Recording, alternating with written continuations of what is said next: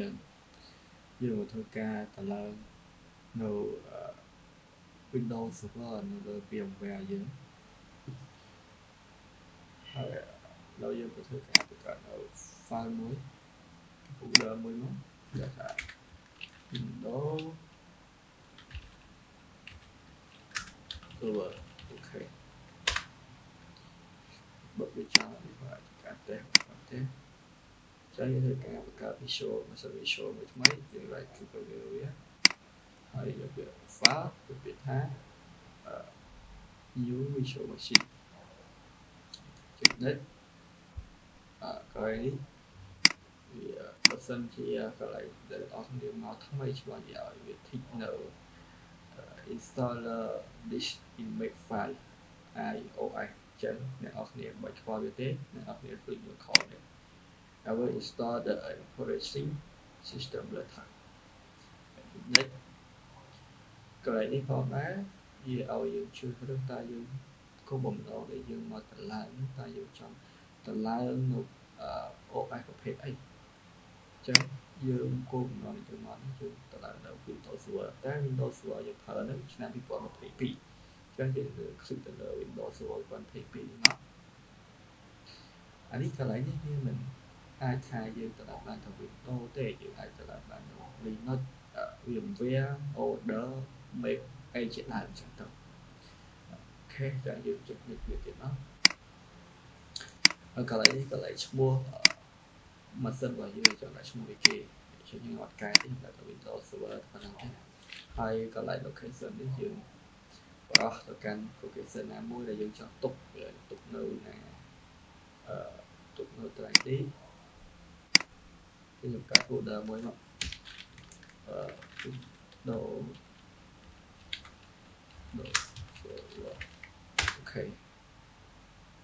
អូខេមក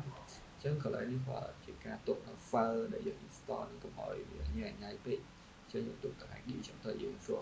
នៅថ្ងៃក្រោយចុចនេះមកកន្លែងនេះកន្លែង maximum design អញ្ចឹងយើងជា hard disk អញ្ចឹងយើងធ្វើការឲ្យវា hard disk វាប្រហែលអញ្ចឹងខ្ញុំឲ្យវា512ចុះណាហើយចុចនេះទៀត finish កន្លែងនេះដែរយើងចូលមកកាន់កន្លែង device របស់យើង click ទៅកាន់ processor memory ក៏បាន processor ក៏បានអត់បញ្ហាទេណាយើងទៅកាន់ memory ទីវិញហើយយើងយកអានេះជាមួយ4ឬក៏8អីទៅតាមម៉ាស៊ីនអ្នកនរគ្នាទៅម៉ាស៊ីនជាម៉ាស៊ីនអ្នកនរគ្នា RAM ខ្ពស់ CPU ខ្ពស់អូខេយកច្រើនបាក់ក៏បានអត់បញ្ហាទេប៉ុន្តែចំពោះអ្នកដែល computer laptop របស់គាត់ហ្នឹង RAM ទូចCPU គាត់ក៏ទូចតែគាត់យកខ្ពស់វាអាចធ្វើការ slow ចឹងដែរចឹងកន្លែង processor នេះខ្ញុំយកឥឡូវ2ត្រូវអត់យកខំ2ទៀតចឹង4ស្មើកន្លែង hard disk កន្លែង hard disk NVMe នេះយើងឲ្យវាហើយ512នេះ512មកមកផ្សាយ512នេះហើយកន្លែងនេះកន្លែងដែលយើងត្រូវការធ្វើការយកនៅ file ISO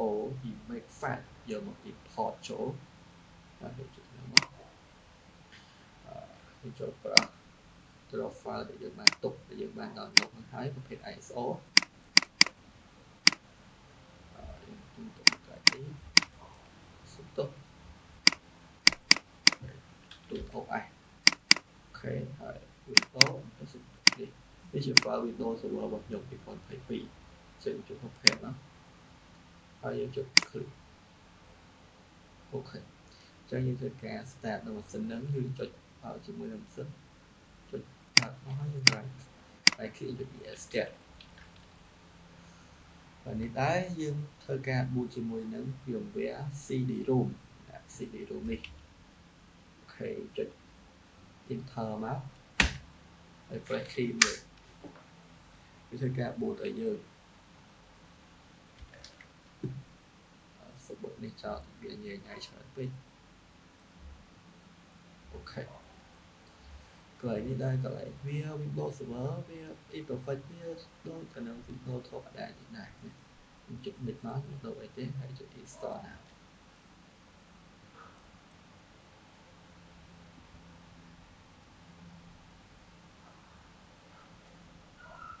ok แล้วก็lạiនេះដែរក៏lại operate system នេះចឹងវាមានប្រភេទនៅ server standard មួយនិង standard 2 standard លើសម្រាប់ធ្វើការប្រើនៅ command line ណា command line វាអត់មាន interface ចុចទេវាប្រើ command សុទ្ធហើយច្បាប់ក្រោមនេះគឺជាមួយនឹង desktop experience ពីអត់ desktop experience នោះមានន័យថាវាមាន interface ចុចដូច Windows យើងធម្មតាអញ្ចឹងណាអានេះយើងអាចងាយស្រួលប្រើជាងឥឡូវណា Windows standard នេះអញ្ចឹងយើងយកក្រោមមក desktop experience យើងចុច next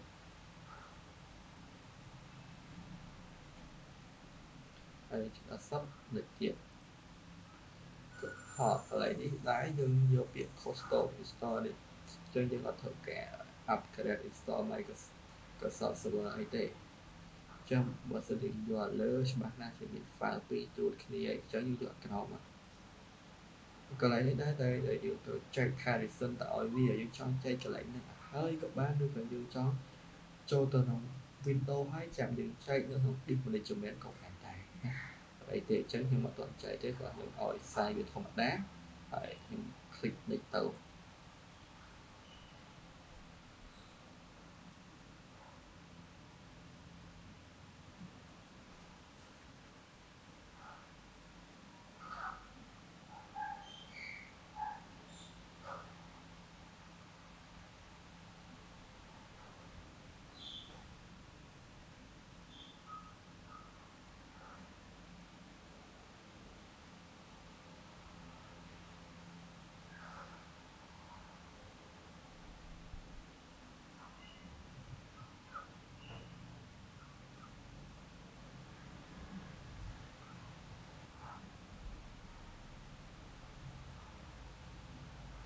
អូខេ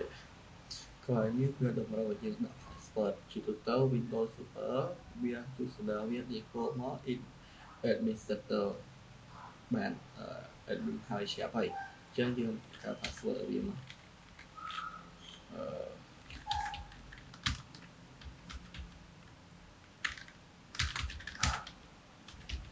អូខេចុច finish មកអញ្ចឹងយើងធ្វើការបើកវាមកតែយើង click ទៅកន្លែងសញ្ញាព្រួយខមវាកាន់វាហើយ Wi password ហើយយើងមកដាក់3ចូលហើយចុច enter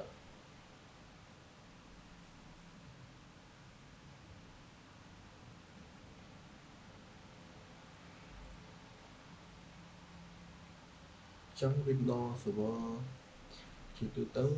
Windows Server ដែលសំខាន់ជាងគេប្រើទៅលើផ្ទាំង Server Manager ហ្នឹងហើយ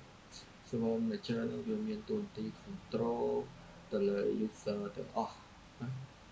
user ទាំងអស់ដែលធ្វើការមិនថាធ្វើការជាមួយវាសូម្បីតែការ hosting website មួយចំនួនក៏ធ្វើការ Windows Server ហ្នឹងដែរអញ្ចឹងចាំខ្ញុំលំអិតនៅពេលក្រោយអញ្ចឹងវាបិទវាចោលសិនណា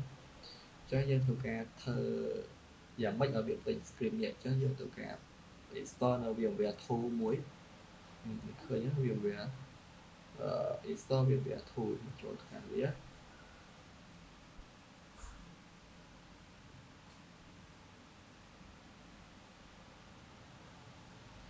ញ្ចឹងវា load មកហើយយើងចូលទៅខាង File Explorer នេះយើងចូលយក setup 64នេះ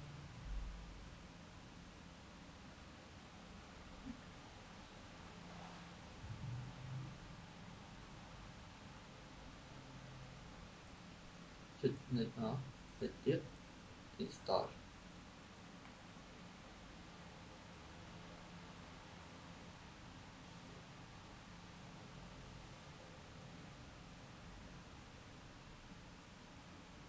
អូខេអញ្ចឹងយើងចុច finish មកអញ្ចឹងវាសួរយើងថាយើងចង់ restart អត់តែចង់ restart ទេយើងចង់ធ្វើការងារយើងតទៅទៀតចុចទៅពាក្យថា remove មកអូខេ